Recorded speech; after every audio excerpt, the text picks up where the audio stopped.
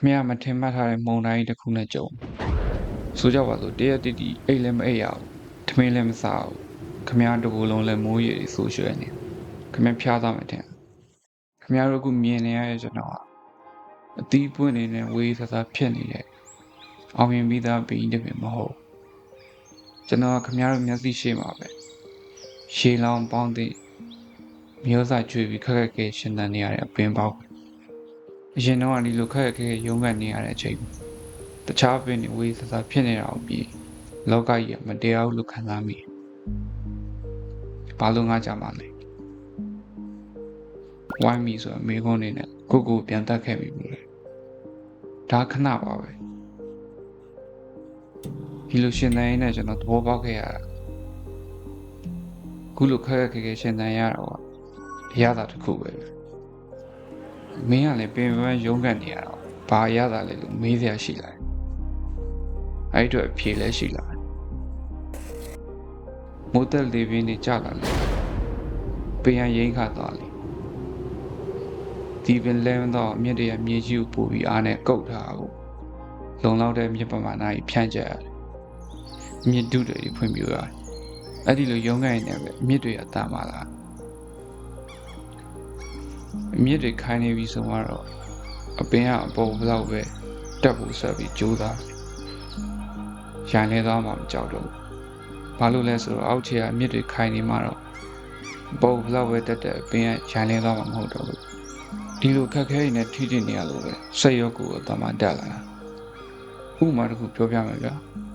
မင်းကမထင်မှတ်ထားတဲ့မုံတိုင်းတစ်ခုနဲ့ကြုံဆိုကြပါစို့တရက်တိတိအိတ်လည်းမအိပ်ရဘူးထမင်းလည်းမစားဘူးခမရတကူလုံးလည်းမိုးရည်ဆိုးရွှဲနေခမဖျားသားမှထင်ခမမဖျားဘူးဘာလို့လဲဆိုတော့လူရဲ့သဘာဝရစာပဲမုတ်ကအော်တိုပွင့်သွားခမအိမ်မှာတောင်းတနေရင်ကအပြင်ခဏထွက်လို့မူဖွဲလေးမိတာမှာဖျားခြင်းတလို့နှာချေခြင်းတလို့ဖြစ်လာခမကွန်ဖောက်ဇုံတွေကရုံထွက်ကိုစူးစမ်းနေလို့ခမရဲ့ body ကစင်ကြေတွေတစ်ခုပြီးတစ်ခုယူလာပြနေခြေထောက်တွေညောင်းနေပြီ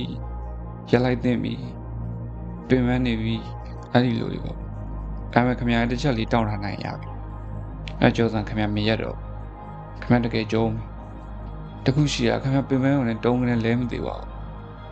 စိတ်မပူနဲ့ဒါပေမဲ့ခမရဲ့ခန္ဓာကိုယ်တော့နားထောင်ဖို့လိုတာပေါ့ကျွန်တော်ပြောတာကြောက်စိတ်ကြောင့်ပေးတဲ့စင်ကြီးတွေကိုကြော်လာဖို့ပြောတာ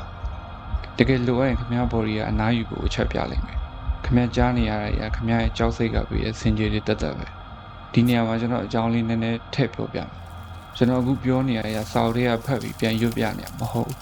ကျွန်တော်ကိုယ်တိုင်နေ့စဉ်ဖြတ်သန်းနေရကျွန်တော်ဒီနေ့ဒါမနက်9:00နာရီခွဲမှာစတယ်လုံးဆရာရှိရပြန်လက်စားသက်ပြီးတော့အလုပ်ကိုသွားတယ်နေ့လယ်ထမင်းစားချိန်1 နာရီရတယ်အခြားသူတွေနားနေထမင်းစားနေ break time 1 နာရီမှာကျွန်တော်ပြင်ဝင်ရောက်နေပြီ45 မိနစ်ကစားတယ်နောက်15 မိနစ်ကကျွန်တော်ထမင်းစားချိန်ပဲအရင်ကတော့ညနေအလုပ်ပြီးမှပြင်ဝင်သွားတာဒါပေမဲ့ခုနောက်ပိုင်းညနေ9:00နာရီခွဲကနေ7:00နာရီခွဲထိ OT လုပ်နေတော့ညနေပိုင်းမှာတနေ့တာကစားမယ်လေ့ကျင့်ခန်းတွေကုန်ကစားဖို့ကျွန်တော်အချိန်မလောက်တော့ဘူးဒါကြောင့်ကျွန်တော်လေ့ကျင့်ကုန်2 ပိုင်းခွဲလိုက်တယ်နေ့လယ်မှာအားအများကြီးသုံးရတဲ့ဂုံပေါင်း movement တွေကစားတယ်ညနေပိုင်းမှာ isolation တွေဖြစ်တဲ့ bicep တို့ tricep တို့ကစားပြီးတော့ OT လုပ်ကိုဆက်သွားတယ်ဒီ routine ကိုကျွန်တော်ဗီဒီယိုရိုက်ပြီးတင်ထားပေးရရှိတယ်မကြည့်ရသေးရင်ဒီအပေါ် link မှာ